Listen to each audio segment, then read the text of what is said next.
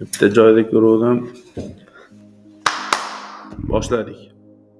Hali Tirstonni ham hali nima dubl первый deb O'sha endi bitta dublda olib ko'ramizda. shu bitada so'rashib olamiz. Assalomu alaykum.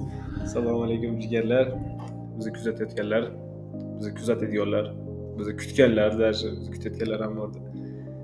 Kelajakka boqamizda endi xudo xolasa kimdirlar kelajakda ham ko'rayotgandir. Ikkita uchtasi o'zi kutyapti, qachon chiqadi, qachon chiqarasizlar.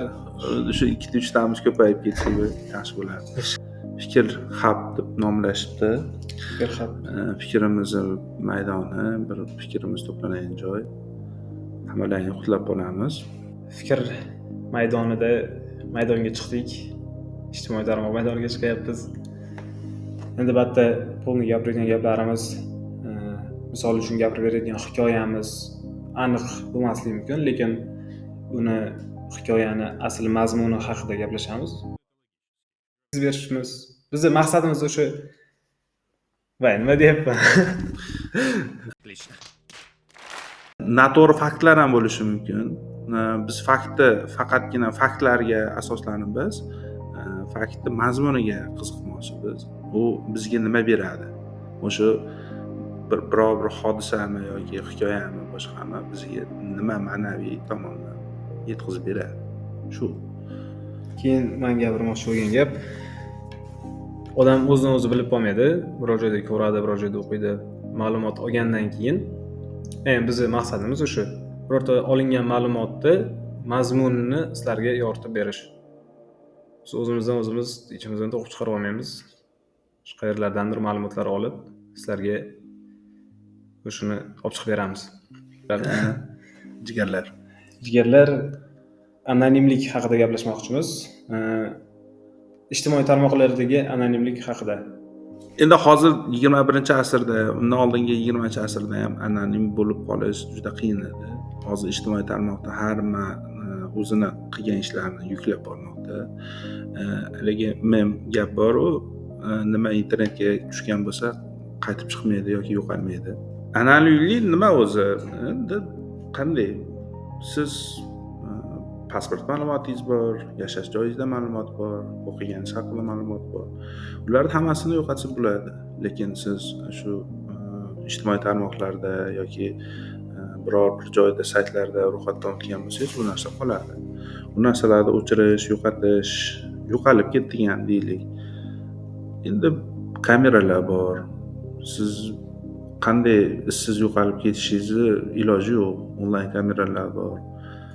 Endi anonimlik deganda yomon fikrda biz bu qanday darajada chuqurlashib ketgani, sizni ma'lumotlaringiz faqatgina sizga tegishli bo'lmayotgani, siz haqingizda ma'lumotlarni boshqa odamlar tez topa olayotgani bizga endi qiziq.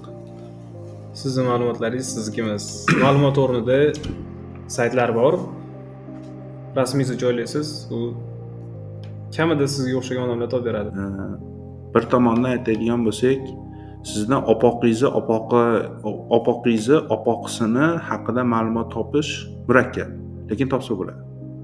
Lekin 7-avlod opoqingizni topish yoki ularni nima qilganlari, qanday qilganlari ko'pincha, har doim demayman, ko'pincha hikoyalar orqasidan qayerlardadir xizmat qilgan yoki qandaydir ishlar bilan shug'ullangan shu ma'lumotlar hikoya tarzida olib qo'ygan. Endi hozir globalizatsiya paytida endi hujjatlardan o'tib, hozir uje ijtimoiy tarmoqqa chiqyapmiz. Hamma biladi, Face ID bor, boshqa biometrik ma'lumotlaringiz bor. Bular sizligingizni tasdiqlovchi endi qandaydir bir yo'llar. Har bir yurgan qadamingizni topsa bo'ladi. Kecha nima qildingiz, qayerda ovqatlandingiz, keyin qayerga bordingiz, qayerda uxladingiz, hamma yo'lda bilsa bo'ladi. Даже birorta ijtimoiy tarmoqqa profiliga o'zingiz rasmingizni qo'ysangiz ham, shu rasmni orqasidan sahifadagi barcha ma'lumotlarni topish mumkin. Plastik kartamiz bor. Plastik kartamizdan xarid qilamiz.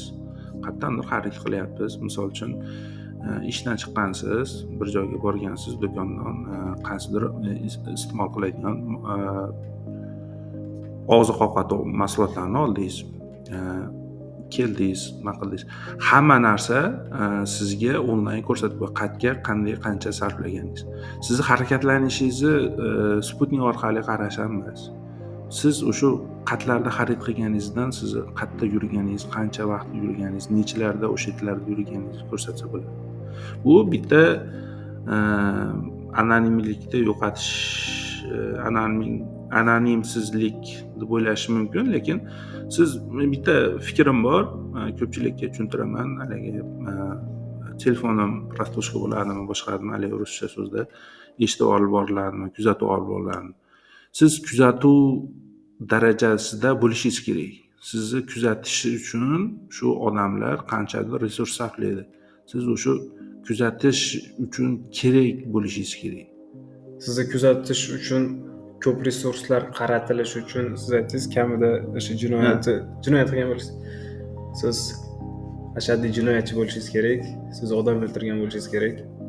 Siz tovlamachi, eng uchiga chiqqan qip-qizil jinni bo'lishingiz kerak. Bitta odam xotini bilan yashaydi. Конечно, xotini bilan yashaydi.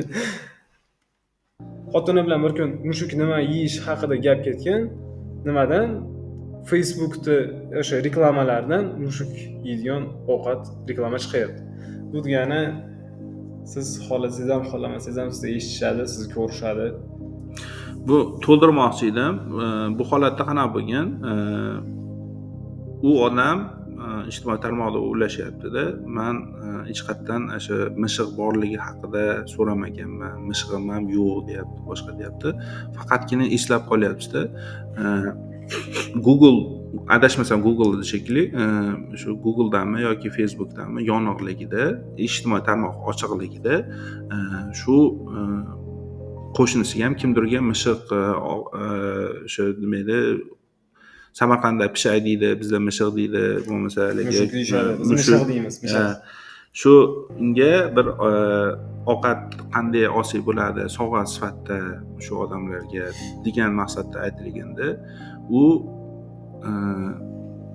qanday ular ham monetizatsiyani qanday qilishadi? Shu ijtimoiy tarmoqlar orqali qasdi tovarlarni sotish orqali ular shu sotuvchilardan pul olishadi. Shunaqa qilib reklamani chiqarib bergan. Bu birinchi qarashda unga oddiy ko'ringan, lekin shubha bilan qaragan, tekshirganda bu holat faqatgina bir marta bo'lgan, faqatgina o'shunda ham ijtimoiy tarmoqda foydalanmayotgan, lekin yoniq bo'lgan. Maktabda ham alochi bo'lmaganman. Xatolar ko'p yozaman, shuning uchun audiodan foydalanaman. Endi audio chiqqandan keyin shu nima edi, yomon shaxslar bo'lsa yoki hakerlar deydimi, o'shalar bo'lsa, sizni audioingizni olib o'ziga noqonuniy yoki g'ayriqonuniy ishlardan foydalanishi mumkin. Meni fikrimcha, sizni buzish uchun sizni akkauntlaringizni bo'lmasa sizga tegishli narsalarni buzib kirish uchun siz kamida taniqli inson bo'lishingiz kerak. Taniqli inson deganda aktyor, aktrisa yoki xonanda emas. O'zingiz sohangizdagi taniqli inson bo'lsangiz, shunda ko'rolmaganlar, sizni ko'rolmaganlar buzib kirishga harakat qiladi. Jigarim degandek bitta yaqin odam bor. Boshqa odamni so'rasam, u esladim, eslamadim, bilmadim deyapti. Nimaga, qanday bitta gap bilan aytib tushuntirib bergin, haliga menga kerak desam, kerak emas deyapti. Endi men tushunmadim. Nima, bori yo'g'i ham bilinmaydi. Patogni ichida yuradi. O'ziga kerakli joyda ishlaydi, kerakli joydan chiqib ketadi. O'zingizni ko'rsatsangiz yaxshi deb o'ylayman, lekin bir xilgi sohalarda o'zimni ko'rsatganim uchun bir xilgi paytlarda qiynalaman. Qanday? Siz bormisiz, yo'qmisiz bilinadi. Borligingizda nima ishlayapti. Yo'q bo'lib qolsangiz, qani o'sha ishlayotgan odam? Yoki qani o'sha bir yulduz yo'q narsa? Seriya masa bo'lsangiz, orada chiqasiz, ishingizni bajarasizda, hech kimdan haligi nima qilmasda, yana qolib turaverasiz. Shu narsaga o'rgatish. Endi balkim shunaqadir. Qidiraman desa, любой odamni topsa bo'ladi.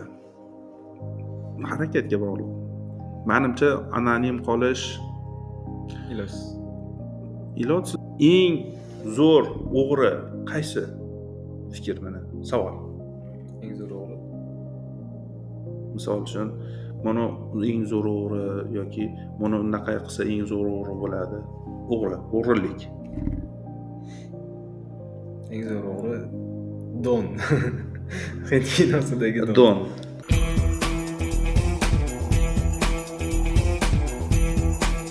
Mani fikrim bo'yicha Don yoki Krosnaches yoki boshqa nimalar emas, ushalmaganlar.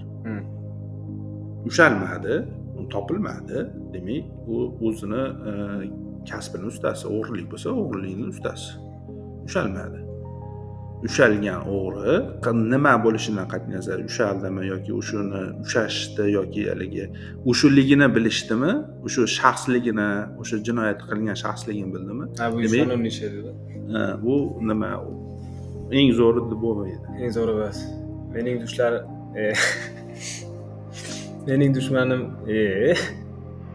Mening dushmanlarimning eng katta xatosi menga dushman bo'lganligidir. Siz aytdingiz, men do'stim bor. Kimdir haqida so'rasam bilmayman deyapsiz. Bizda unaqa emas. Bizda men so'rashadi, kimdir haqida emas. Kimdir haqida ham bo'lsam biror bir narsa haqida ma'lumot so'rasa, men bilib tursam ham bilmayman deb qo'yaraman. Ko'p bilmayman degan odamlarim yaxshi biladi.